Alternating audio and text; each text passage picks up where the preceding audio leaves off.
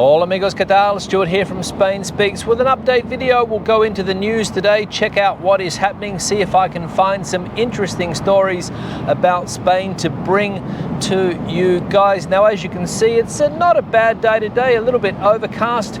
The sun struggling to get through the clouds, but I'm not complaining. Around 20 degrees Celsius, and for this time of year, I reckon that's a fairly decent temperature and a decent day today here on the outskirts of Madrid. Now, I'm not in my usual location. The usual location that I go to is closed today. The car park is closed.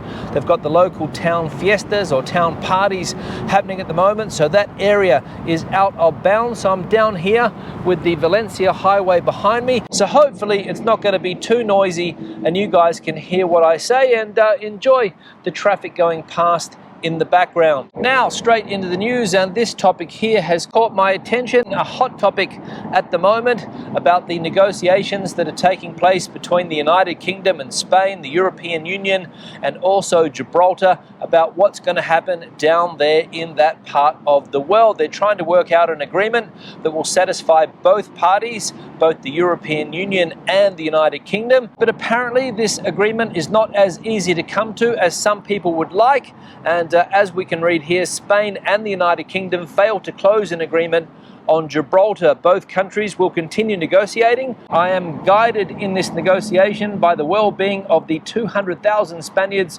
of Campo de Gibraltar, Albares had declared upon arriving at the door of the Commission's headquarters. And Mr. Albares, of course, is Spain's foreign minister. Yesterday he sat down with Mr. Cameron, his UK counterpart, and also somebody from the European Commission, and also the First Minister of Gibraltar, a man called Fabian Picardo. And obviously these negotiations are close to coming to an end, but there are still some points that need to be worked out. And as we can read here, the agreement on Gibraltar will have to wait. Spain and the United Kingdom have concluded, without closing an agreement, the meeting they held this Thursday in Brussels to agree on the status of the British colony with the EU after Brexit. There have been 6 hours of meetings in which, according to the negotiators, there has been progress, but the white smoke has not been reached, despite the optimism with which the Spanish Minister of Foreign Affairs, José Manuel Albares, has arrived at the meeting.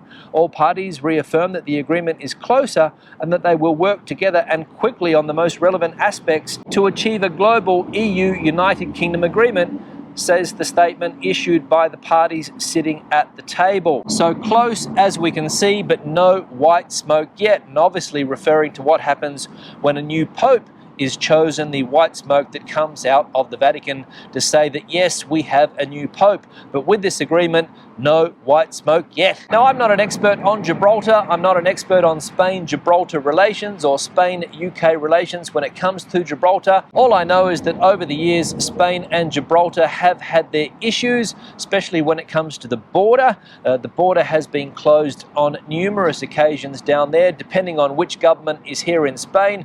When there's a right-wing government in Spain, you hear a lot of talk about Gibraltar. When there's a left-wing government, not so much. But it is a complex issue, and they need to come to an agreement because this has been up in the air since Brexit back in, what was it, 2016, or whenever that referendum happened. And I think Spain is optimistic that it will get a good deal. As we can read here, in Spain, it is believed that the agreement will save the positions that Madrid and London have historically maintained on the sovereignty of the rock, and that instead it will serve to eliminate La Berja that separates the British colony from Spain. La Berja meaning the fence that separates those two areas. It will also regulate aspects that may take years to apply. Both parties have accepted that the control of travellers arriving in Gibraltar and who from there will be able to circulate throughout the Schengen area, the European space without borders, will be under control of the European agency Frontex under the supervision of the forces and bodies of Spanish security forces. So there we go, the airport and what happens to people that land in Gibraltar. As we can see here, they will be entering the Schengen area, meaning that they are in the European Union. So interesting what's going on with these negotiations between the different parties, and we'll see if an agreement is reached soon.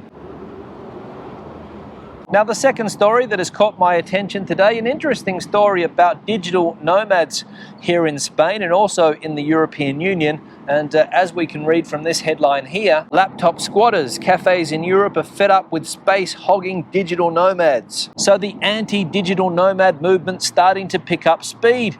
Interesting. Some cafes have banned laptops completely, while others charge an hourly rate for the privilege of using them. One of the perks of being a digital nomad is swapping a dreary office for a rotation of trendy cafes in destinations around the world.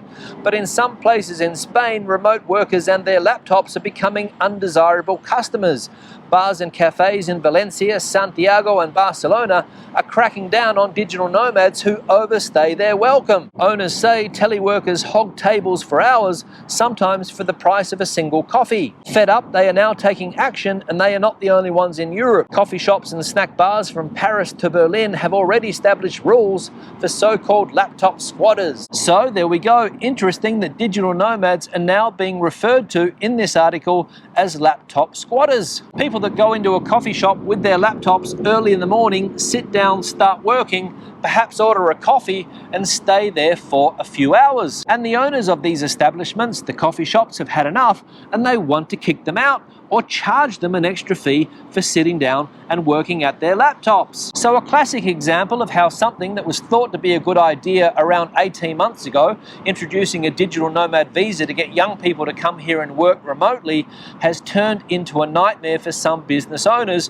who are sick and tired of digital nomads. But the negative digital nomad press doesn't stop there, because I found this article as well. And it reads, digital tech nomads are pricing Portuguese workers out of the country. So again, another negative headline. Traditionally known as the city of pretty tiles, cobblestone-clad hills and delicious custard tarts, in recent years, Lisbon has also become synonymous with a certain kind of tech worker, the so-called digital nomad. Even before the COVID-19 pandemic created a slew of remote employees flocking to destinations across Europe, the Portuguese capital was a popular spot for techie expats, thanks to its sunny climate, friendly community, relaxed pace of life, and often low tax rates. However, this seemingly idyllic lifestyle came at a cost, one that locals have increasingly found themselves paying. Huge disparities in income between locals and tech migrants led to a fierce competition for rental properties, with many local workers finding themselves priced out of their own neighborhoods. So another problem that digital nomads bring, they price the locals out of accommodation because the salaries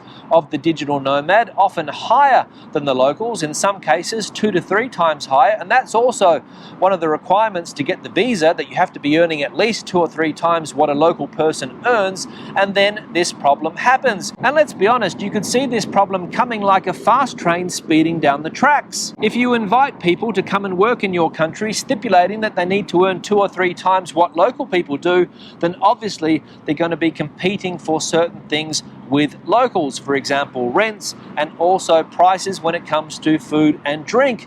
And that is also an issue. People are being priced out of Lisbon and they're upset. And it's also happening here in Spain as well. Some of the protests down in the Canary Islands in recent times are not only about tourists, but also about digital nomads. So it's a problem there too. So another example of how politicians try to do something positive by introducing a visa to try and get people to come into the country, as they did with the golden visa.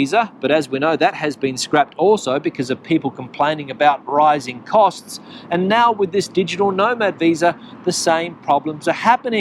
Locals are not happy. So how long is it before this digital nomad visa scheme is scrapped as well? I've got no idea, but if the complaints keep coming, I reckon it won't be long. Now, time to go into the British press and see if we can find some negative stories about Spain today. And straight away, I found this one here from the Birmingham Live newspaper, or online newspaper. Not sure if it is a printed newspaper as well. But the headline, UK tourists in Spain warned over world's most dangerous destination. And I'll show that there so you can see that I'm not lying. The world's most dangerous destination apparently here in Spain. This has got me hooked in already. British holidaymakers lost over 12 million to scams last year with fake accommodation listings and false social media ads, some of the most common scams. So fake accommodation listings and social media scams making a city here in Spain, according to Birmingham Live, one of the most dangerous places in the world. I'm going to read on. UK tourists in Spain have been warned the world's most dangerous destination for scams is a holiday hotspot. According to Action Fraud, British holidaymakers lost over £12 million to scams last year with fake accommodation listings and false social media ads, some of the most common scams. Benidorm is one of the UK's top destinations, research found. Action Fraud previously launched the national awareness campaign to urge the public to think twice before handing over money and personal information when booking holidays. Pauline Smith, head of Action Fraud, said, as the world begins to open up and travel restrictions relaxed further, it's no surprise that more people are eager to get away and kick back with their loved ones after 2 years of lockdowns and restrictions. Now, over the years, I have been accused by some people of putting clickbait titles on my videos, but compared to this one here, my titles pale in comparison. And I'll read it again. UK tourists in Spain warned over world's most dangerous destination. World's most dangerous destination. And anyone who accuses me of clickbait headlines in the future should rethink exactly what a clickbait headline is, because there's one right here in front of us. So yet another ridiculous article here in the British press on the Birmingham Live website, but I'm not complaining because it gives me content. On that note, I'm going to wrap the video up. Questions and comments, please leave them in the section below. If you have anything to add to the conversation today, the comment section is the place for you. Give the video a thumbs up if you liked it, thumbs down if you didn't. I'll see you in the next one. Hasta luego from the outskirts of Madrid.